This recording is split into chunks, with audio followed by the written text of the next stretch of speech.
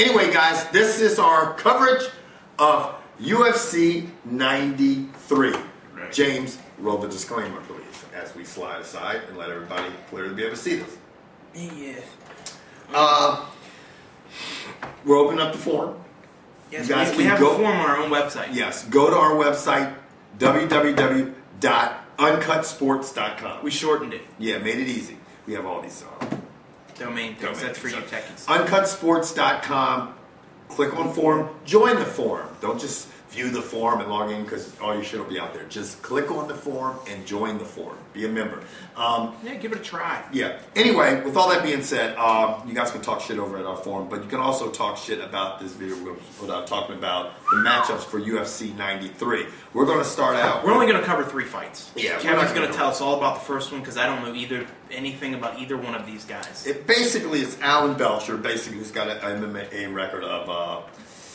What is Alan Belcher's record? He is 12-4. Okay. Okay. He's fighting Dennis Kang. Dennis Kang. Now, a lot of people don't know Dennis Kang. There's not a lot of information out on Dennis Kang. Dennis Kang fought over in Pride. He also fought over in Spirit MC, which is the Spirit Martial Challenge. That's an event. That's a Korean promoted event. Big. The guy was nasty over there.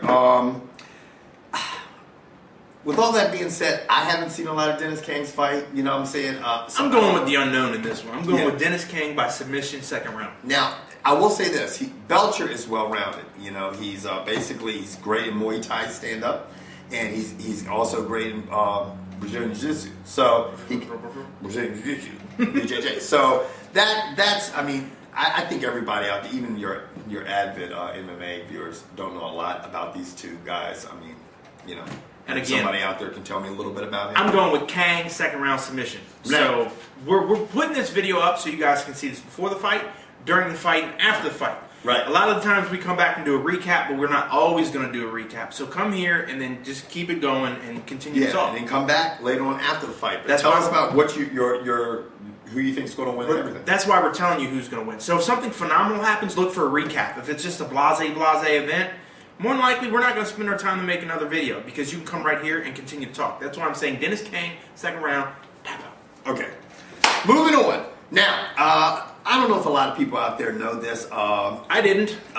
George didn't, actually. Mark the Hammer Coleman will be fighting Mauricio Shogun Rua. I knew that part. Now, for the 2nd time. These guys met over in Pride in 2006. Mark Coleman got the win. Okay, a lot of people think that Mark Coleman got the win because he basically tapped him out. It was not. That was not the case, people. The ring tapped Rua out. The ring tapped Rua out. Rua went down when he was being taken down. He dislocated his elbow, and at the time he dislocated his elbow, Mark Coleman mounted him, tried to throw a couple punches on him. The ref stepped in between. Mark Coleman shook the ref off. It looked like he was still going to come try to attack Rua. It caused pandemonium in the fucking ring. Oh, Vanderlei jumped in the ring. Phil Baroni jumped in the ring. Everyone's jumping in the ring. And this video can be seen. I think we might actually get it up on our YouTube page so you guys can see it too. But Mark Coleman didn't beat Rua. And in my opinion, Rua has... This is going to be a little bit of revenge. There's a lot of fucking bad blood. Because there's a backstage clip of Coleman trying to come up to Rua and apologize, and there's Phil Baroni there and Rampage all on one side. Right. Vanderlei comes walking down the hall speaking in Brazilian, pointing in this, that, and the other thing, and then Rampage's like, who, me? Who, me? So it gives you some background to stuff, you know, we never get to see. Right. A lot of people don't know a lot of history and why there's bad blood. Obviously, there's a lot of bad blood between Vanderlei and Rampage Jackson. You saw that, you know, a couple weeks ago.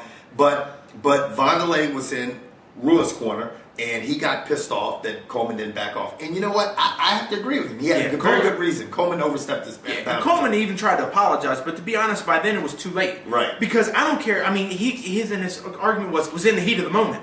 Right. Okay, once the referee and the guy's not fighting, if you see Rua on the ground holding his own elbow, you know, something might go click. Oh, he's hurt. Yeah, and Coleman kind of shoves the ref out of the way. Yeah, kind of. He grabs him and goes, get out of my way. Well, the ref's job is to keep, you know, the fighters safe. Yeah, put the space between the fighters. So that could call for a good matchup. Obviously, I'm going with Rua. Yeah, Rua was nasty. After that, he went on to pretty much kick everybody's ass until he messed Forrest, and then he lost to Forrest. Coleman has been out of it for almost 2 years. He's 44 years old now. That's not discredit Coleman because we all know Coleman is nasty. He's 15-8, so he's been doing it for a long time. Right. So you can never count this guy out. Up until that point where he dislocated his elbow, it was a pretty even match, in my opinion. So I'm anxious to see how it's going to turn out. I don't know. Well, I'm going with Rua because I think I'm going to go with Rua too. You see this bitch, man? No, because here's what happens. Because if we don't sit here and tell these people what we want, they complain at us like we're supposed to tell them what we want. So okay, now I'm going with Shogun Rua. Yeah, and now here's what happens. Now that we tell them what they want, now they're going to come back and tell us we're idiots. I like that shit. We don't know what we're talking about. And then after the fight, be like, you're wrong. Well, thanks. It's like people come back and tell us, Elite XC folded. Really? Did it? Oh, congratulations. Look what we're not mind readers, people, because if so, I would play the winning lottery number tomorrow. First off, we wouldn't. Powerball, bitches. Now, on to the main fight of the night. This is Rich Franklin's second bout back at 205. Yes, I know he fought at 205 before, but he fought a long time at 185. Last time he fought at 205, he won. Right. So now you have two fighters who bounce up and down between these two classes, and Rich Franklin and Dan Henderson. Right. A 34-year-old Rich Franklin, a 38-year-old Dan Henderson. I think they're evenly matched.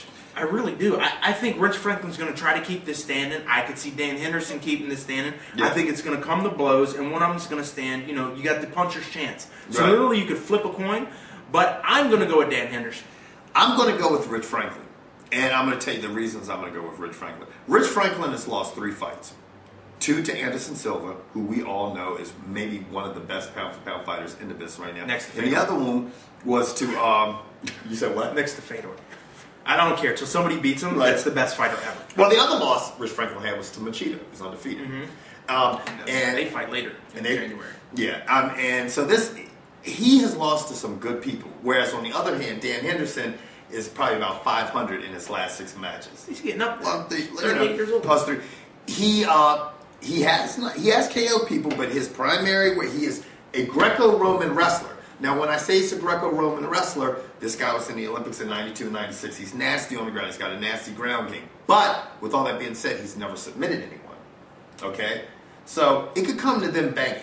I think if it comes up to them being standing up, I think Rich Franklin has a little bit of advantage. We shall see. So, that's our preview to UFC 93. That is our preview of the UFC 93. Again, it's nice. Go ahead and leave a couple comments here on YouTube, but save your good stuff for our forum. Go over to Uncut Sports. Is that it? Yeah, uncutsports.com. Yeah, click on forum, sign up.